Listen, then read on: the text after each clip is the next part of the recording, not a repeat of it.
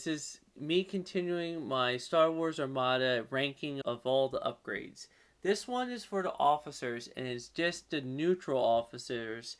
And I'm going to go through it a little bit faster than some of my other ones because with Wave 5 already being announced, I know there's going to be more of them. So, number 12 is for Tactician Expert. For me, it's not worth the 6 points, and it's just better to have a Turbo Laser upgrade instead. It's better to use other commands. Next one is Engineering Captain. If you think you're going to need a lot of engineering, just do those commands. It's not worth the 6 points. It makes way more sense, as I'll talk about later on, to either have your wing commander and move it to a navigate, or move it to a flight commander when you need that navigate, and just have it be set as default as engineering or navigate instead. Number 10, Weapon Liaison.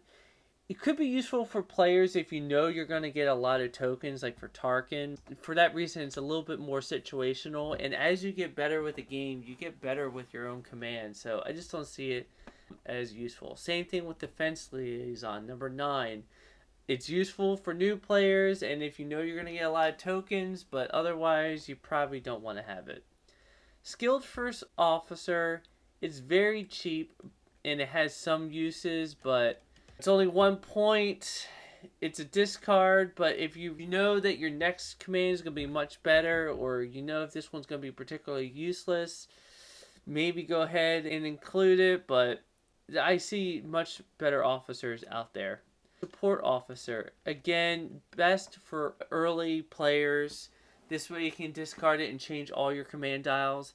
Best if it is a 2 or better yet a 3 command dial ship. Don't put this on a single dial.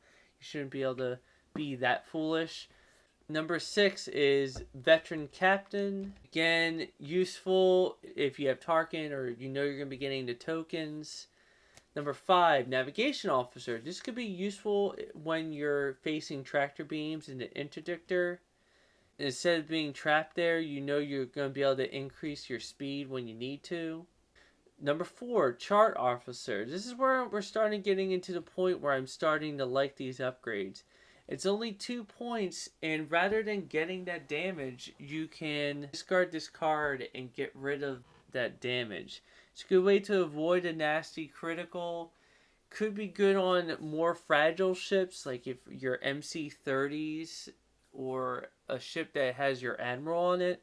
Is this a way to avoid extra damage for only 2 points? Number 3, Flight Commander. Flight Commander is particularly useful if you're pushing your fighters out far, like if you have A-Wings or TIE Interceptors and they're beyond your range. It could turn a wasted command into a useful one for only 3 points. This allows you to fire first on a ship, and then if it survives, then go ahead and have your squadrons finish it off.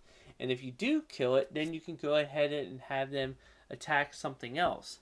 Unlike if you do a normal squadron command where you have to activate them first, they fire, and then the ship fires.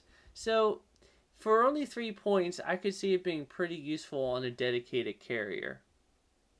Wing Commander. It's very useful for a carrier build.